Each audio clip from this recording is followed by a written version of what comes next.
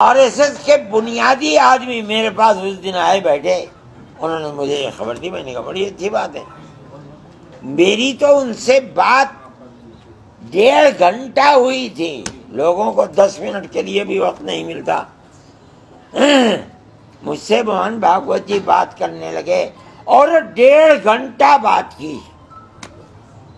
جمعے کا دن تھا اور 11 بج چکے تھے، مجھے غسل بھی کرنا تھا، کپڑے بھی بدلنے تھے۔ میں نے خود اٹھا، اگر میں نہ اٹھتا تو شاید بات ہو سکتی۔